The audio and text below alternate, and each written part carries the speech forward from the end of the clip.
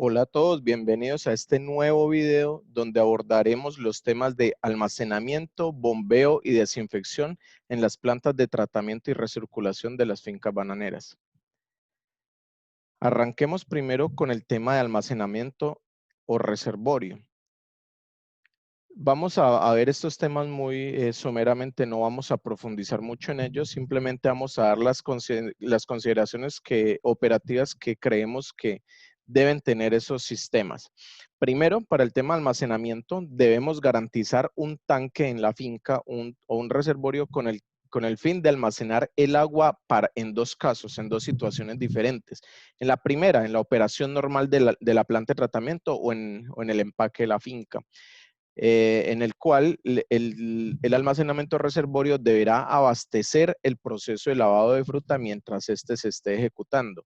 Y el segundo caso es en el mantenimiento, donde debemos recuperar el agua clarificada de los tanques de desmane y de desleche, así como el agua del sedimentador para poder evacuar los lodos hacia los lechos de secado. Es decir, debemos recuperar el agua que ya teníamos tratada, libre de sedimento, para, para poder hacerle una limpieza exhaustiva a estas unidades. Generalmente esta limpieza se hace cada 8 días en las fincas. Entonces la idea es que podamos retirar los lodos, pero sin botar, digámoslo así, o eliminar el agua que ya tenemos clarificada y que obviamente ya tenemos libre de hierro y manganeso porque durante toda la semana por la coagulación y la floculación la hemos estado removiendo paulatinamente y es un agua que nos puede brindar, digámoslo así, ciertas calidades superiores a que si retomáramos nuevamente el agua desde el pozo profundo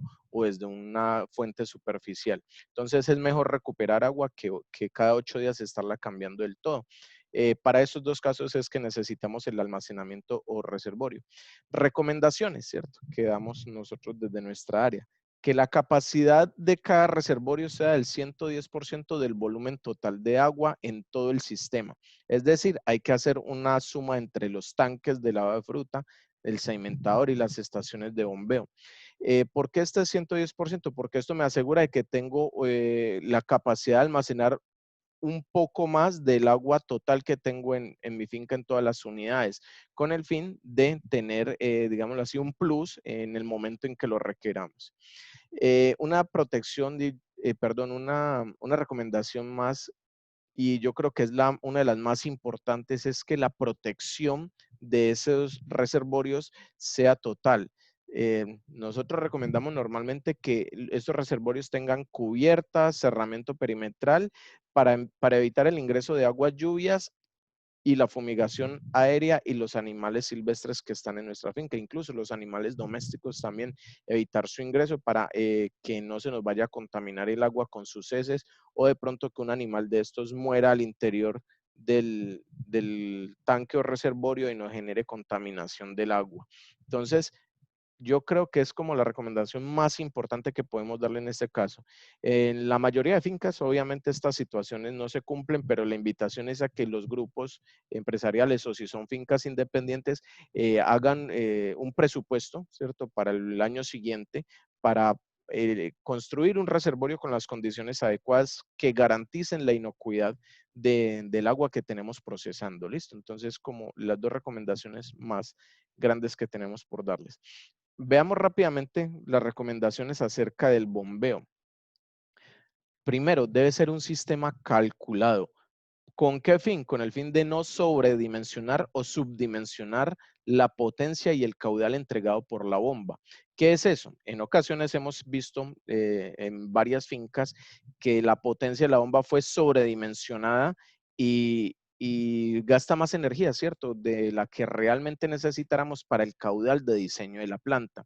Aparte de que gasta más energía, tenemos una presión muy alta en los orificios de salida en los tanques y nos causa que los tiempos de desleche de la fruta no se cumplan, que habíamos hablado que están alrededor de los 25 minutos, el tiempo en que en la fruta debe permanecer en el tanque de desleche.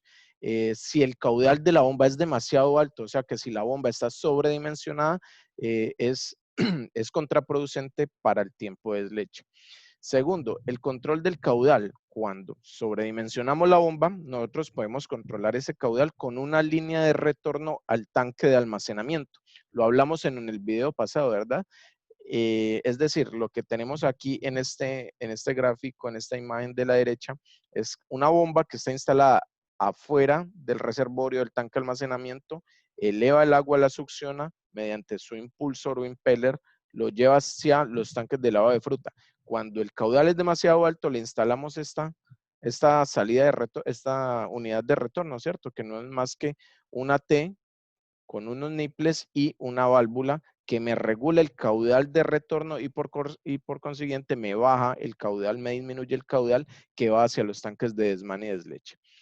Recomendación supremamente importante aquí, que las válvulas sean manipuladas por una sola persona que esté entrenada, capacitada, con el fin de asegurar siempre el mismo caudal en la planta de tratamiento. Es uno de los aspectos más sensibles en las fincas porque hemos encontrado que la mayoría de ellas que se han visitado, a pesar que tiene una persona responsable, el acceso a la planta de tratamiento y a la bomba lo puede hacer cualquier persona. Y cualquier persona va y abre o cierra las válvulas y esto no nos impide tener siempre el mismo caudal de bombeo y por consiguiente nos afecta el tratamiento en la planta de recirculación. El caudal debe ser suficiente para asegurar los tiempos mínimos de leche, ya lo hablábamos, ¿cierto? De acuerdo con el Manual de Buenas Prácticas Agrícolas para el Banano de UNIVAM. Entonces, esas son las recomendaciones simples para el tema de bombeo. No queremos, digamos, entrar muy a fondo en esto porque ya calcular la potencia de la bomba y el caudal ya es otro cuento que es de ingeniería, pues que se debe hacer. No queremos ahondar mucho en el tema. Ahora pasemos al tema de la desinfección. Es una de las fases finales en el proceso de tratamiento del agua, en donde lo que buscamos es la eliminación de los microorganismos para conservar la inocuidad de la fruta. Básicamente eso es lo que queremos. En plantas de tratamiento de agua potable, pues buscaríamos algo similar, que es conservar la inocuidad del agua. ¿Por qué? Porque va a ser un agua para consumo directo de nosotros, ¿cierto? De las personas. En este caso es para conservar la inocuidad de la fruta y que los organismos patógenos no estén presentes en esa agua porque es una fruta de calidad exportación. Debemos minimizar el riesgo de pudriciones, ya que se eliminan también los hongos y las bacterias que afectan la calidad de la fruta con estas enfermedades. Importante el uso de sustancias químicas aprobadas para la agroindustria bananera que tengan un alto poder oxidante con el fin de romper las uniones químicas moleculares dentro de la bacteria, ocasionando su destrucción. Esto puede sonar muy técnico, ¿cierto? Pero es lo que en realidad hace las sustancias químicas como el cloro. Lo que hacen es oxidar la bacteria, o sea, atacan digámoslo así, su membrana que las protege y lo que hace es que al atacar la membrana la oxidan y destruye la bacteria, la mata, ¿cierto? Entonces lo que debemos buscar es sustancias con alto poder oxidante, como las siguientes, el hipoclorito de sodio, el hipoclorito de calcio o el ácido tricloro isocianúrico. Normalmente cuando nos lo van a vender, te dicen que es cloro al 91%, pero tendemos a confundir que es el mismo cloro que a veces compramos al 15% o al 70%. No, estos dos últimos del 70 y el 15 en realidad son hipocloritos. El cloro al 91 es una sustancia ácida y no tiene que ver nada con los hipocloritos, ¿ya? Pero finalmente lo que nos interesa es que esas sustancias nos liberan el agente desinfectante que es el cloro, ¿cierto? Que finalmente es quien ataca a los microorganismos.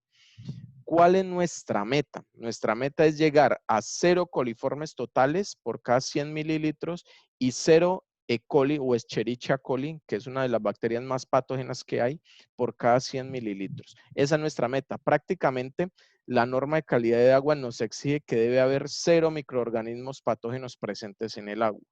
A eso queremos apuntarle. Lo que ustedes ven aquí es un efecto de los microorganismos. Por ejemplo, esta es una fruta afectada por la podredumbre de corona en un puerto de destino. Esto es una imagen y un texto tomado de un documento del Instituto Dominicano de Investigaciones Agropecuarias y Forestales, en donde muestran que los hongos son causantes de la mayoría de pudriciones que se detectan en la fruta. Estos hongos pueden estar presentes en las hojas y en las flores en los cultivos, y las esporas pueden pasar a la fruta a través del viento y la lluvia, adherirse a la fruta, y obviamente cuando ya se hace la cosecha, se infecta los cortes donde de la fruta, los dedos se infectan, y por tanto, si no tratamos bien el agua, ese hongo nos va a afectar la calidad de la fruta finalmente con una podredumbre.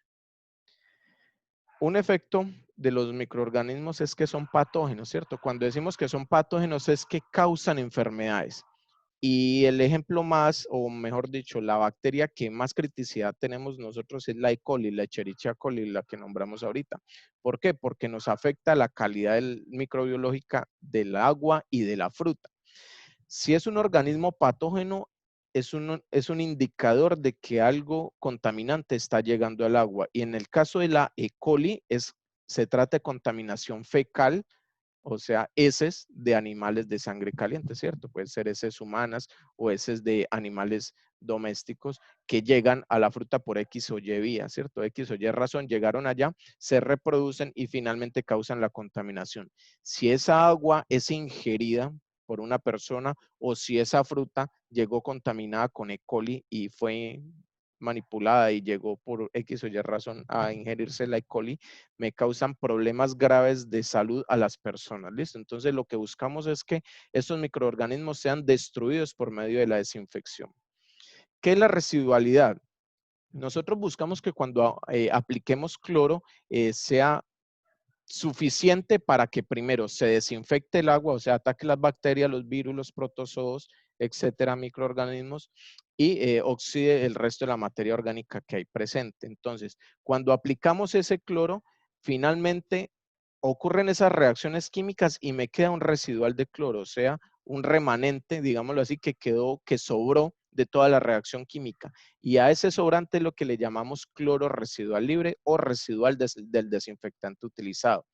Para el agua potable, la norma colombiana establece que ese residual de cloro debe estar entre 0.3 y 2 miligramos por litro. Eso es lo que debemos nosotros asegurar en las plantas, que no esté por debajo de 0.3 y no esté por encima de 2.0, porque ya sería un exceso de cloro residual. ¿Cómo calculamos eso? La demanda de cloro y el cloro residual lo calculamos con algo que se llama la curva de demanda de cloro, ya lo vamos a ver. Pero interesante saber que esa demanda y ese cloro residual pueden variar en cada tipo de agua, o sea, puede ser diferente para la finca A que para la finca B. ¿Por qué? Porque depende de la eficiencia de la remoción de sólidos que pueda tener la planta de tratamiento.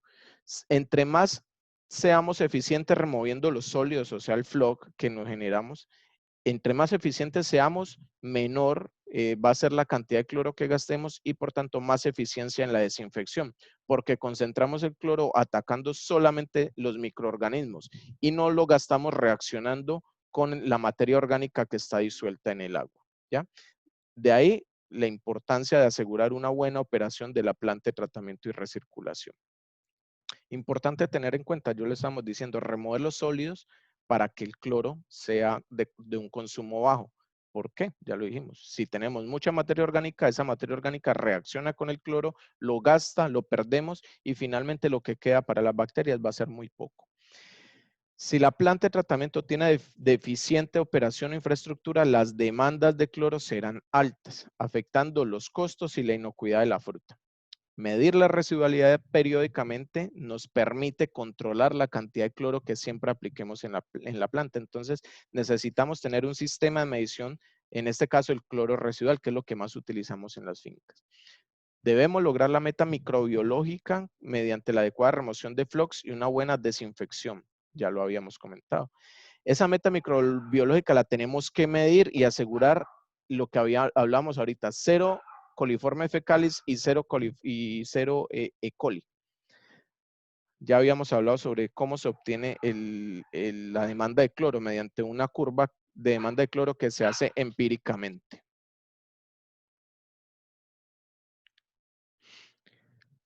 No solamente el cloro funciona como desinfectante, tenemos otros sistemas de desinfección, tenemos hipocloritos, tenemos diferentes sustancias. Aquí vamos a hablar de otras tres alternativas.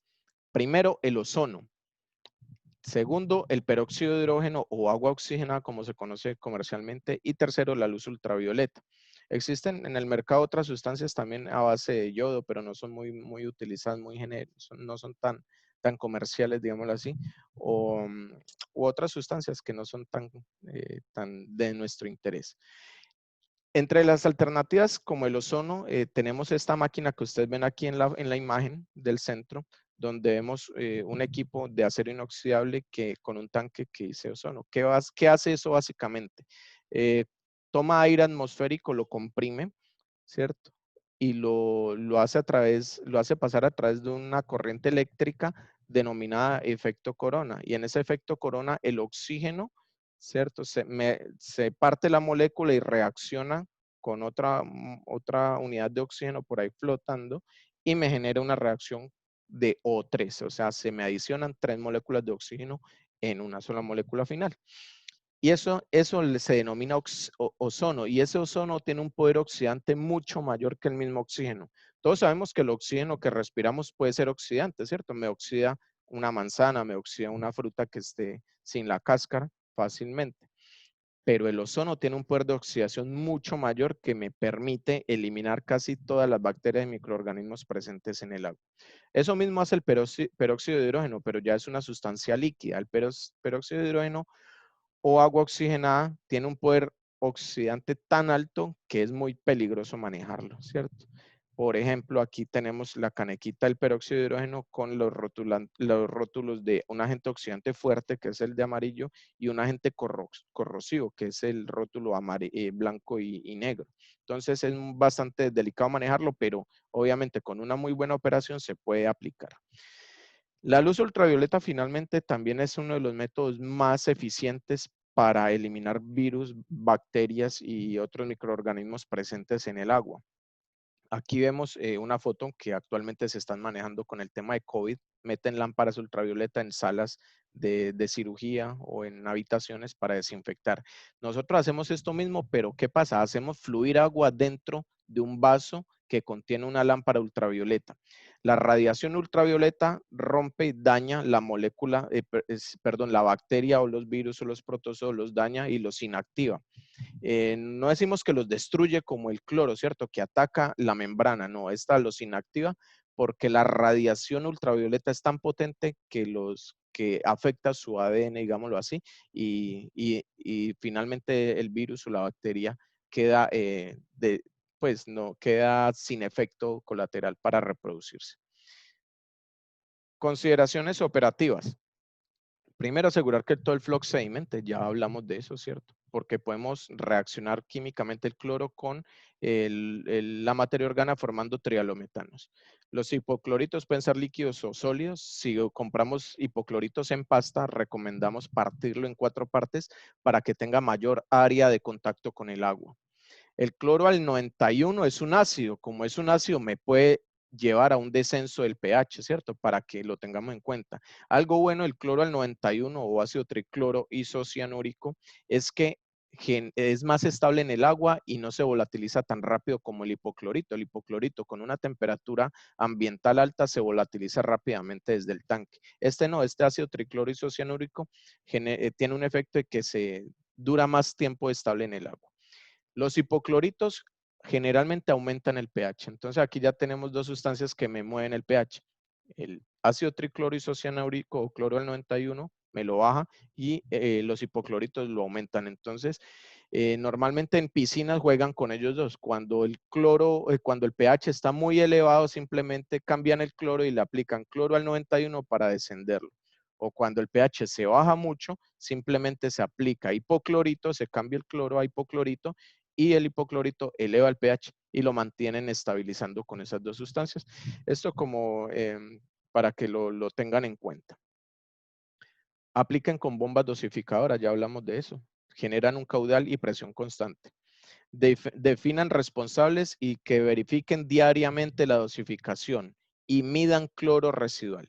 Se recomienda el uso de equipos colorimétricos con el método DPD. Y no se recomiendan comparadores visuales, que es lo más utilizado hoy en día, los comparadores visuales. Pero ¿qué pasa con ellos?